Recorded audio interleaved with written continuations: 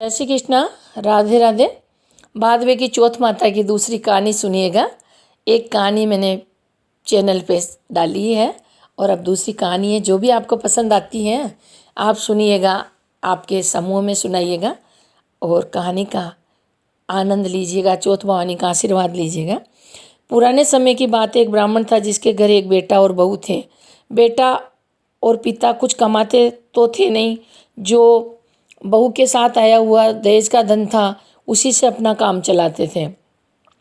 जब भी बहू बाहर कचरा डालने जाती थी तब उसके पास वाली पड़ोसन उससे पूछती, बहू आज क्या बनाया, क्या खाया?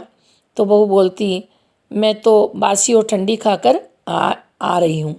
एक दिन साहूकार के बेटे ने बात सुन ली।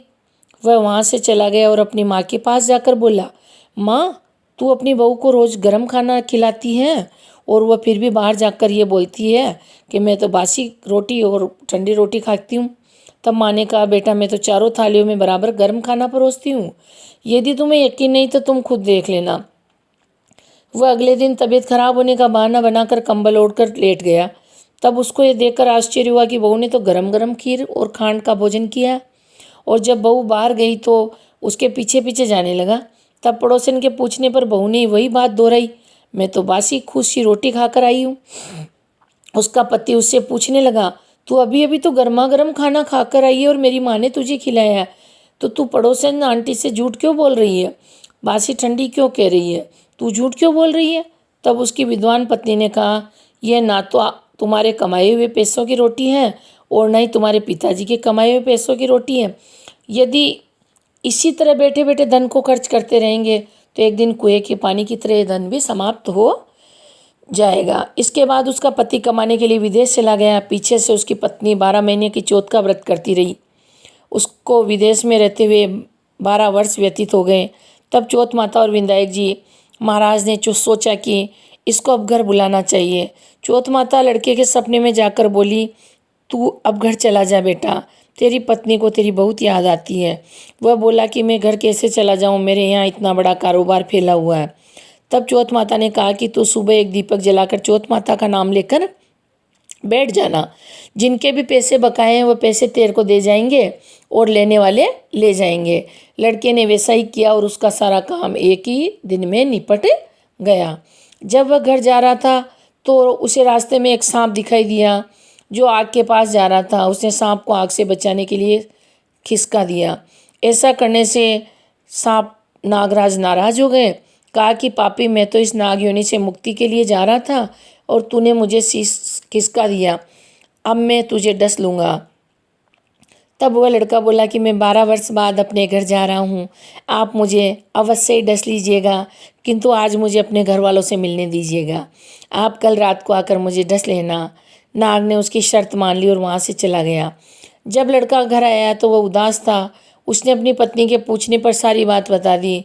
उसकी पत्नी बहुत चतुर थी।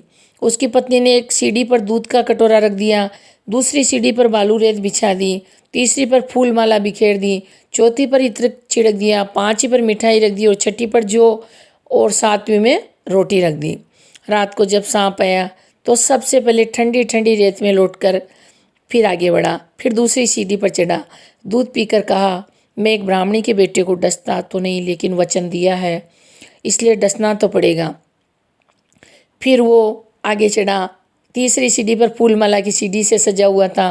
वो प्रसन्नता पूर्वक इत्र की खुशबू लेता और ऊपर की ओर आने लगा।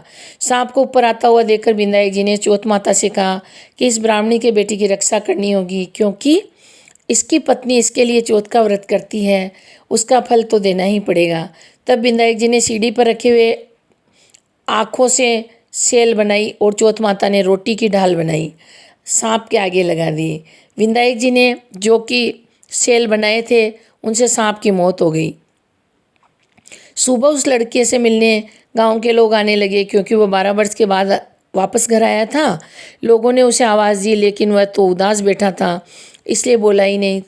जब उसने देखा कि सीढ़ियों पर तो खून पड़ा हुआ है तो वो चिल्लाने लगा, रोने लगा, ब्राह्मण आजा, तू तेरा बेटा मर गया। यह सब देखकर ब्राह्मणी भी ज़ोर ज़ोर से रोने लगी। आवाज़ सुनकर उसका बेटा नीचे आया और कहा कि माँ मैं मरा नहीं हूँ, ये तो मुझे डसने जो सांप आया था वो मरा है।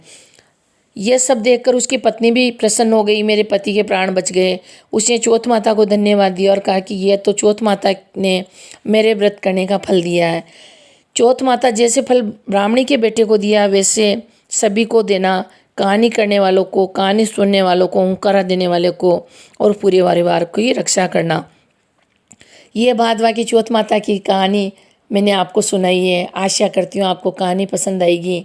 कहानी पसंद आती है तो मेरे को लाइक करिएगा, कमेंट करिएगा और ग्रुप में शेयर करिएगा। धन्यवाद।